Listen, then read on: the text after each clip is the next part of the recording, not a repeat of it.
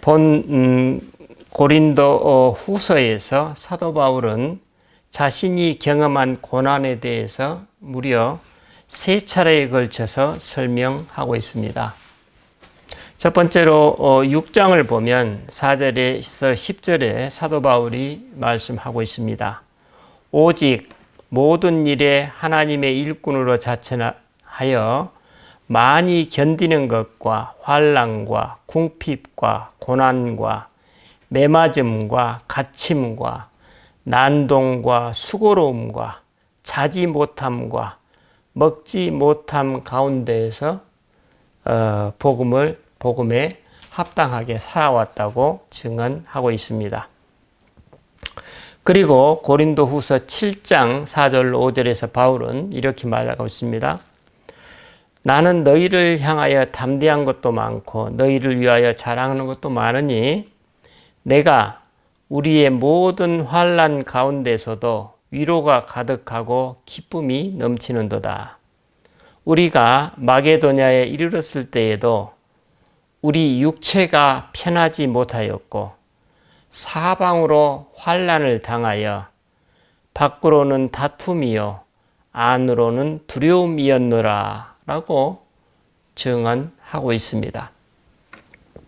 그리고 이어서 고린도후서 11장 23절 이후에서 그는 이렇게 고백하고 있습니다.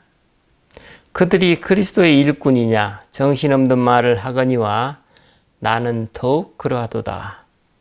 내가 수고를 넘치도록 하고 옥에 갇히기도 더 많이 하고 매도 수없이 맞고 여러 번 죽을 뻔하였으니 여러 번 여행하면서 강의 위험, 강도의 위험, 동족의 위험, 이방인의 위험, 시내의 위험, 광야의 위험, 바다의 위험과 거짓 형제 중에 위험을 당하고 또 수고하고 애쓰며 여러 번 자지 못하고 줄이며 목마르고 여러 번 굶고 춥고 헐벗었노라.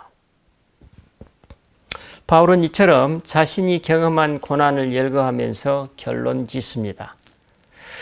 누가 약하면 내가 약하지 아니하며 누가 실족하게 되면 내가 애타지 아니하더냐. 내가 부득불 자랑할진대 내가 약한 것을 자랑하리라.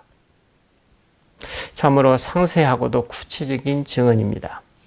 그렇다면 그는 왜 이처럼 장황하게 자신의 고난을 고린도 교인들에게 설명하고 있는 것일까요? 그렇습니다. 고린도 교인들이 당시 바울의 사도적 진정성에 대해서 의심하고 있었던 것입니다. 한마디로 바울은 예수님의 수제자가 아니라는 것입니다.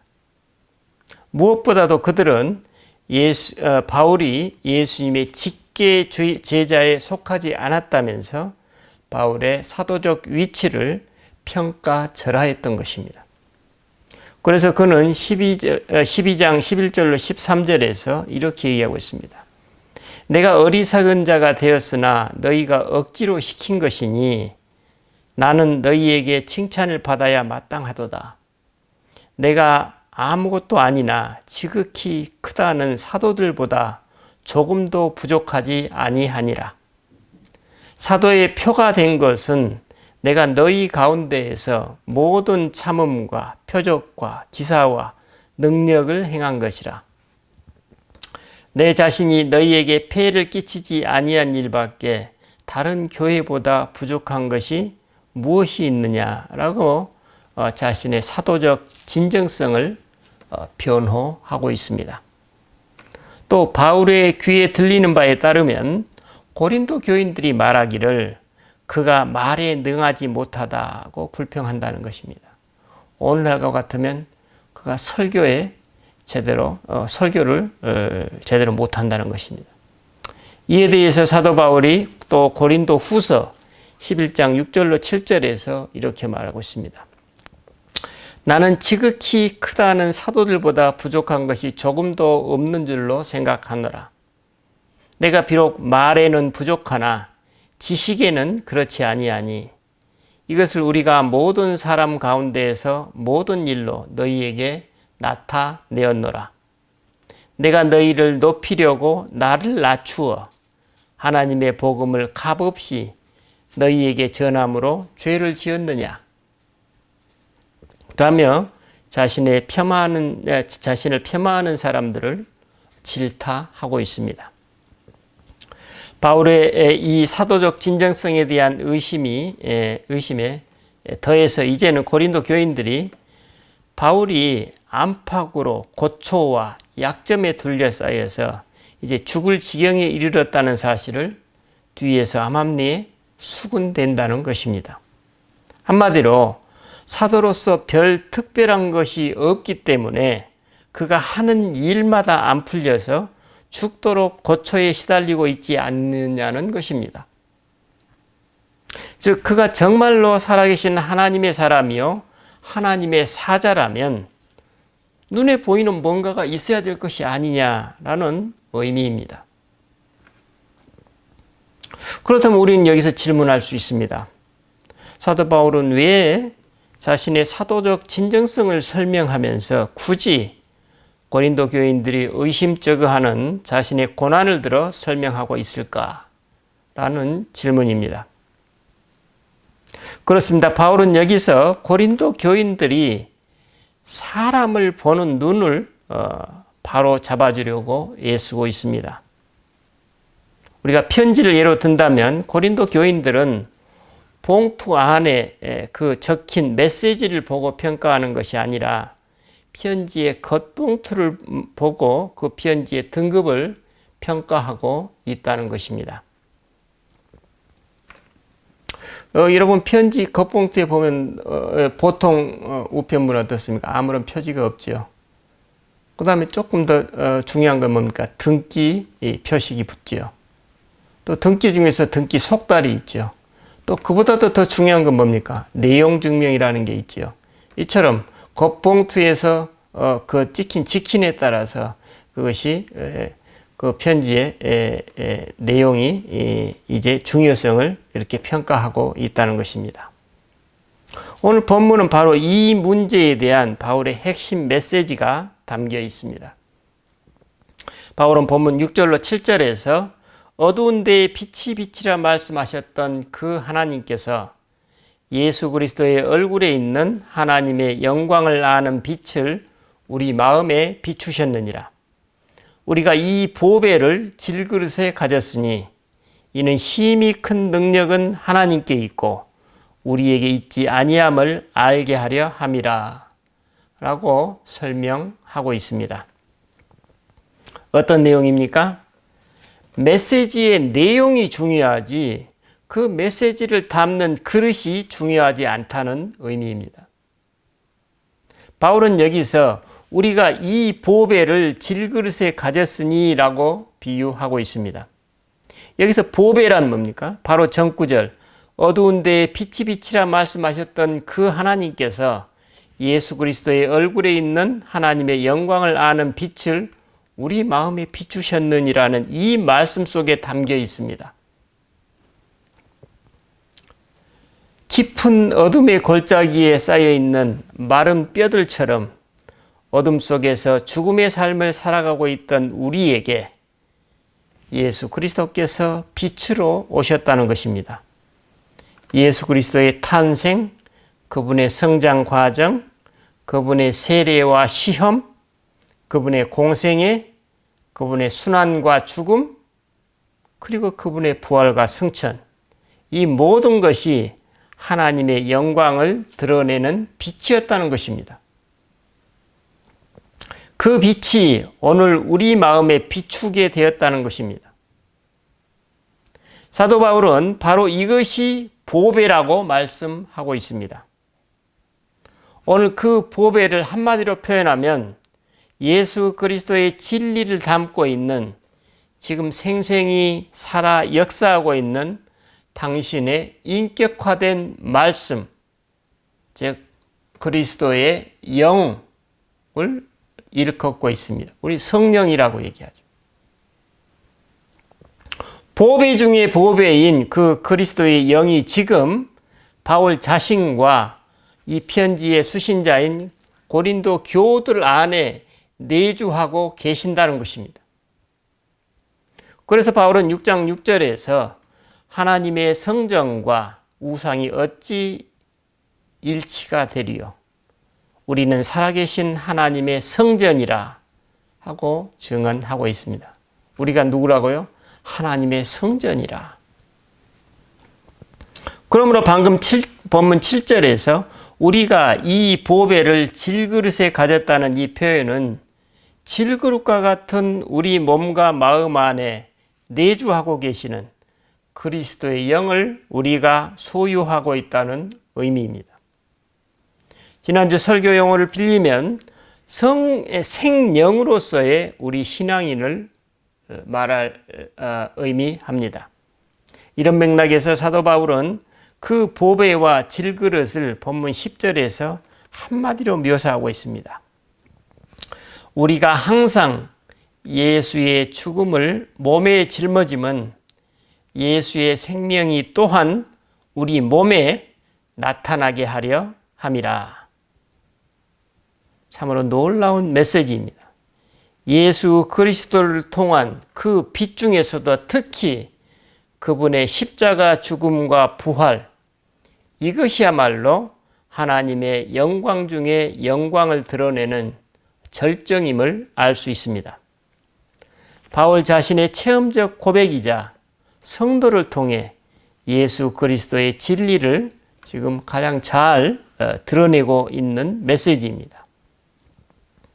예수의 죽음을 몸에 짊어짐이 곧 예수의 생명이 또한 우리 몸에 나타내게 함이라는 메시지는 관념이나 사색으로 예수님의 죽음을 묵상하는 차원이 아니라 나의 몸으로 그분의 죽음을 짊어진 사람, 바로 그 사람에게서 그리스도의 생명이 또한 그의 몸을 통해 드러난다는 말씀입니다. 한마디로 예수님의 죽음과 예수님의 생명은 별개로 분리된 것이 아니라 하나로 묶여 있다는 것입니다. 왜냐하면 예수 그리스도의 생명은 죽음의 골짜기에 쌓여 있는 마른 뼈 더미에서 가장 잘 드러나기 때문입니다.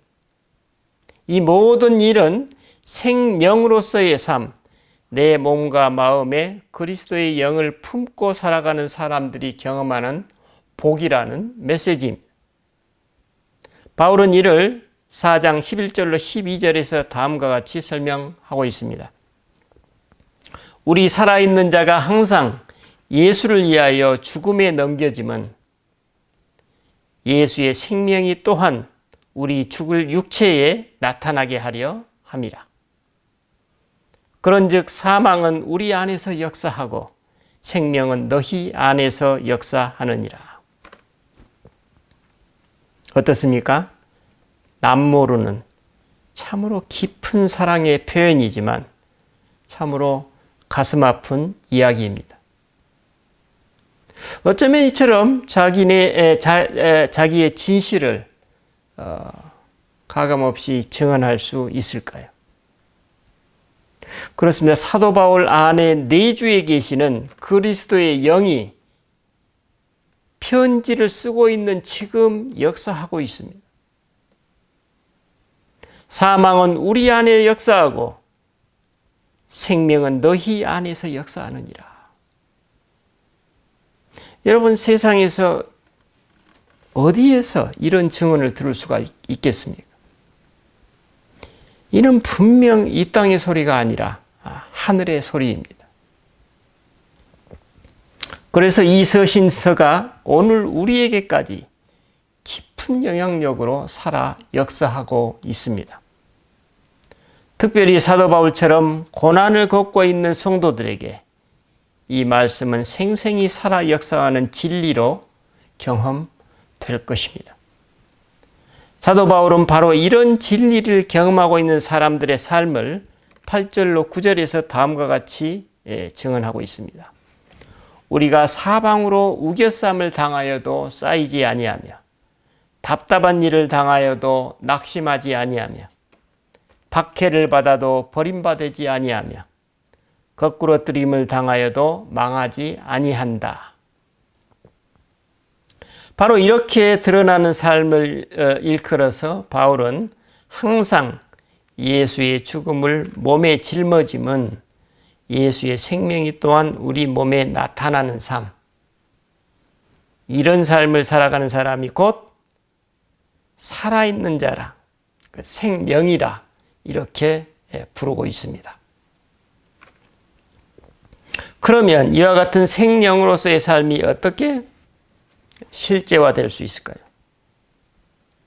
그렇습니다. 사도 바울이 아주 단순하게 그 해답을 증언하고 있습니다.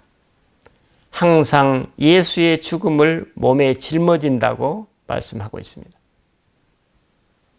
우리 인간의 본성을 거스르는 이런 십자가의 삶이 어떻게 가능할까요? 그렇습니다. 예수의 죽음을 몸에 짊어지는 삶은 곧 내 에고의 죽음을 의미합니다. 우리가 늘 얘기하고 있는 그리스도의 영이 내 온 존재와 삶을 차지하시는 것입니다. 예수의 죽음과 나의 죽음이 이처럼 하나로 묶여 있는 삶, 바로 여기에 예수의 생명이 감추어져 있다고 사도 바울이 말씀하고 있습니다. 그렇다면 이러한 생명의 삶이 당사자에게는 어떻게 체험될까요? 방금 말씀드린 대로 이는 우리들의 본성을 거스르는 방향이기 때문에 그 누구도 예외 없이 그 고난은 우리에게 고통스럽고 혼란스럽습니다. 사도 바울 역시 고린도후서 1장 8절로 10절에서 자신의 그 고초와 환난을 고백 증언하고 있습니다. 이렇게 얘기합니다. 형제들아, 우리가 아시아에서 당한 환난을 너희가 모르기를 원하지 아니하노니 힘에 겹도록 심한 고난을 당하여 살 소망까지 끊어지고 우리는 우리 자신이 사형 선고를 받은 줄 알았으니 이는 우리로 자기를 의지하지 말고 오직 죽은 자를 다시 살리시는 하나님만 의지하게 하심이라. 그가 이같이 큰 사망에서 우리를 건지셨고 또 건지실 것이며 이후에도 건지시기를 그에게 바라노라. 사도 바울은 여기서 환난의 때에 살 소망이 끊어지고 사형 선고를 받은 것 같았다고 그가 경험했던 그 깊은 절망감을 고백하고 있습니다. 그런데 그는 어떻게 이런 어려움을 극복했다고 증언하고 있습니까? 그렇습니다. 자기를 의지하지 않고 오직 죽은 자를 다시 살리시는 하나님을 의지하면서 그 환난들을 겪고 견뎌냈다고 증언하고 있습니다. 그러므로 예수의 죽음을 몸에 짊어짐이 곧 예수의 생명이 몸에 나타난다는 말은 사실상 그 환난을 겪은 이후 돌이켜보면서 나온 고백임을 알 수 있습니다. 사도 바울은 이처럼 자신에게 다가오는 고난을 죽을 힘을 다해 극복해 오고 있는데 고린도 교인들은 그의 이런 고초를 알아주기는커녕 오히려 그가 12명의 직계 제자가 아니라는 둥, 그의 설교가 형편없다는 둥, 그의 언변이 형편없다는 둥, 그가 하나님의 사람이라면 왜 그토록 계속 고초에 시달리겠냐는 둥 하면서 그를 폄하했던 것입니다. 이런 고린도 교인들의 그 처사에 대한 사도 바울의 응답이 무엇입니까? 사람을 그처럼 겉모습만 보고 평가하지 말라는 것입니다. 여러분, 2차 대전 후에 이제 막 미소 간의 냉전이 시작되면서 오늘날 나토, 즉 북대서양 조약기구가 태동되었던 때 미국 주재 영국 대사를 지냈던 올리버 프랭크스 경이라는 분의 이야기입니다. 당시 영국과 미국의 위상을 감안하면 주 미국 영국 대사의 직책이라면 당시 그가 얼마나 중요한 역할을 감당했는지 짐작할 수 있습니다. 그는 영국을 대표하는 대사의 자격으로 미국의 대통령과 영국의 수상을 거의 매일같이 접촉해야 했습니다. 그는 늘 긴급하고 중요한 1급 문서들을 들고 워싱턴과 런던을 오갔다고 합니다. 왜냐하면 전화로는 도청당할 것이 확실했기 때문입니다. 또 가장 흔하게는 항공기를 통해서 중요한 기밀 문서를 우리가 외교행랑이라고 하죠.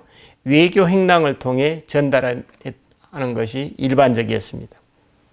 그런데 그 중에서도 사안이 정말 중요하고 터없이 긴급할 때 그는 그 외교행랑을 이용하지 않았다고 합니다. 오히려 그는 일반 봉투에 메시지를 넣어서 일반 보통 우편으로 그 메시지를 보냈다고 합니다. 이게 적대국 첩보당국의 허를 찌르는 방식입니다. 이 사례가 우리에게 주고 있는 메시지가 무엇입니까? 눈에 보이는 봉투가 중요한 것이 아니라 그 봉투 속에 담겨 있는 메시지가 중요하다는 것입니다. 사도 바울이 지금 이 말을 고린도 교인들에게 전하고 있습니다. 사람을 볼 때 겉모습으로 평가하지 말고 그 사람의 존재와 삶을 보고 평가하라는 것입니다. 다시 말하면 나를 보고 평가하려거든 내 인격과 내가 살아가고 있는 삶의 방식을 보고 말하라는 것입니다. 얼마나 절절한 호소입니까? 고린도 교우 여러분은 사람을 보는 눈을 이렇게 바꿔보라는 것입니다. 그 사람이 항상 예수의 죽음을 그의 삶에서 직접 감당하고 있는지, 그리고 동시에 이를 통해 예수의 생명, 즉 그 사람에게 안에 내주하고 계시는 그리스도의 영이 그의 존재와 그가 실제 살아온 삶의 궤적에서 드러나고 있는지 잘 살펴보라는 것입니다. 입술의 말로만 혹은 사변적으로 혹은 교묘한 개념으로 예수 그리스도의 십자가와 그분의 부활을 얘기하면서 실제 삶의 모습은 그와 동떨어진 삶을 살아가고 있지는 않은지 잘 살펴보라는 메시지입니다. 왜 이렇게 말할 수 있을까요? 그렇습니다. 예수 그리스도의 십자가 죽음과 그분의 부활을 통해 드러난 하나님의 영광을 아는 빛이 우리 성도들의 마음에 지금도 비추고 있기 때문입니다. 그래서 그 보배를 자신의 질그릇에 담고 있는 성도는 힘이 큰 능력이 그 자신에서가 아니라 하나님께 있음을 알고 있다는 사도 바울의 메시지입니다. 그런데 여러분은 아직도 예수를 믿기 전에 어둠 속에 있는 사람들처럼 예전의 눈으로 사람을 보고 평가한다는 질책입니다. 눈에 보이는 겉모습을 보고 그 사람의 가치를 가늠하고 있다는 것입니다. 여러분, 복음서가 증언하고 있는 부활하신 예수님이 제자들에게 나타나신 방식이 어떠했습니까? 막달라 마리아에게 예수님은 이제 더 이상 나를 붙잡지 말라고 하셨습니다. 제자들에게는 나타나셨다가 사라지고 사라지셨다가 다시 나타나셨습니다. 하지만 다시 나타나셨을 때 예수님은 당신의 제자들이 안 보이실 때 그들에게 일어났던 모든 일을 이미 다 알고 계셨습니다. 예수님의 엠마오로 가는 제자들에게 가까이 가셔서 보이지 않게 그들과 함께 길을 걸으시며 당신의 순환과 부활을 일깨워 주셨습니다. 하지만 정작 이들이 저녁 식탁에서 예수님을 알아보자마자 예수님은 사라지셨습니다. 왜 그러셨을까요? 어떤 의미입니까? 그렇습니다. 여러분은 이제 더 이상 별을 보고 그리스도를 따랐던 그 동방 박사들처럼 외부에서 그리스도를 찾지 말라는 것입니다. 대상화된 그리스도를 찾지 말라는 것입니다. 이제 여러분은 그런 대상화된 그리스도를 내려놓고 여러분과 항상 함께하고 있는 그리스도를 받아들이고 믿으라는 것입니다. 이처럼 대상화된 그리스도를 내려놓으면 이제 여러분 자신의 몸을 통해 그리스도가 드러나는 영광의 삶이 빛으로 나타나게 될 것이라는 메시지입니다. 우리는 바로 이런 맥락에서 우리가 보배를 질그릇에 가졌다는 사도 바울의 고백을 이해할 수 있습니다. 이처럼 그리스도의 생명을 나의 몸을 통해 드러내는 사람은 사방으로 우겨쌈을 당하여도 답답한 일을 당하여도 박해를 받아도 거꾸로 뜨림을 당하도 망하지 않는다고 증언하고 있습니다. 왜냐하면 그 사람은 이미 그리스도 안에서 죽었기 때문입니다. 그리스도를 이처럼 사랑한 바울은 바로 이 내용을 11절로 12절에서 이렇게 설명하고 있습니다. 우리 살아있는 자가 그랬어요. 우리 살아있는 자가 항상 예수를 위하여 죽음에 넘겨짐은 예수의 생명이 또한 우리 죽을 육체에 나타나게 하려 함이라. 그런즉 사망은 우리 안에서 역사하고 생명은 너희 안에서 역사하느니라. 이처럼 사도 바울 그는 실제 자신의 존재와 삶으로 그리스도를 나타내고 있습니다. 우리는 이를 살아있는 생명으로서의 삶이라고 말할 수 있을 것입니다. 기도하십시다. 주님, 우리는 오늘 신앙인으로서의 진짜 표지, 또 사도로서의 진정성을 사도 바울의 증언과 고백을 통해 배웁니다.